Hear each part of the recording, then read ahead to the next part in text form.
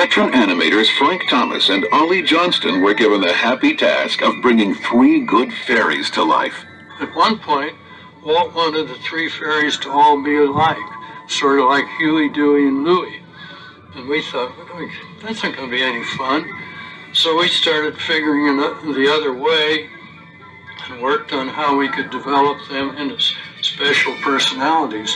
I think it did make the picture richer to have them that way. Little Merriweather was a feisty little thing and get upset real easy. Fauna was always the one trying to stay far while on troubled waters to keep peace between Flora and Merriweather.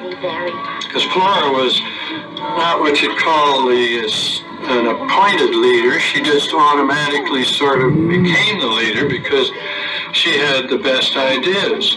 But all in all, the 3 of them formed a happy team. During the production of Sleeping Beauty, voice recordings and live-action reference films were made by many of Hollywood's best-known character actresses, including Spring Byington, Madge Blake, and even Mayberry's Aunt Bee, Frances Bavier. As animation progressed, another gift was being given to the production of Sleeping Beauty. My gift shall be the gift of song. Our inspiration for Sleeping Beauty was this wonderful score written more than 75 years ago by Peter Tchaikovsky for his ballet version of the fairy tale.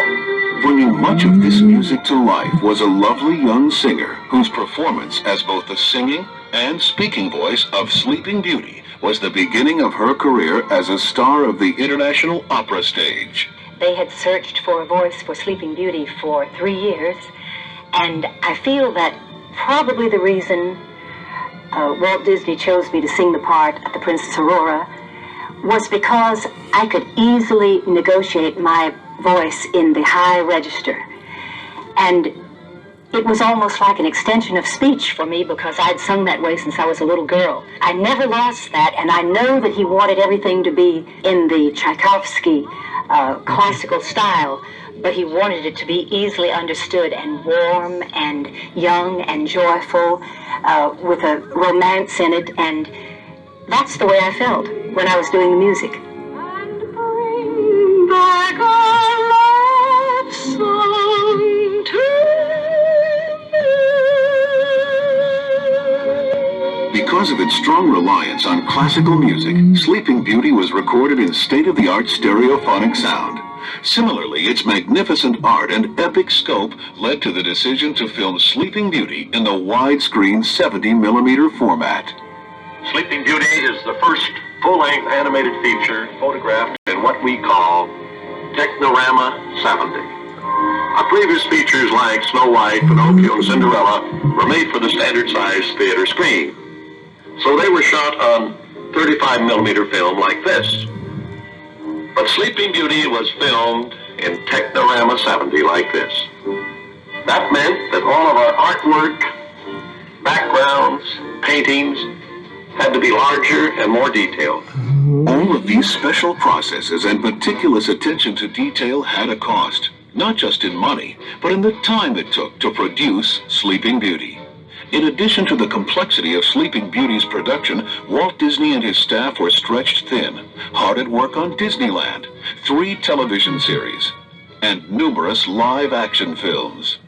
That's why it took us 6 years and $6 million to make Sleeping Beauty. But to us, it was worth it. I mean, at every stage, at every step, this film was going to be different. And that meant much more work. This was not business as usual for anybody at the studio.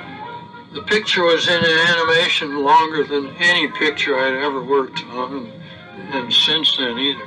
It was so complex in its design statement that normally a background for a film might take a day or 2. I think on an average for Sleeping Beauty it'd be at least a week, maybe 10 days sometimes. For myself, it was wonderful. I got to paint most of the production backgrounds of the whole picture, where it never could have been that way. if it had been rushed. Sleeping Beauty premiered in the era of epic movies like Ben-Hur.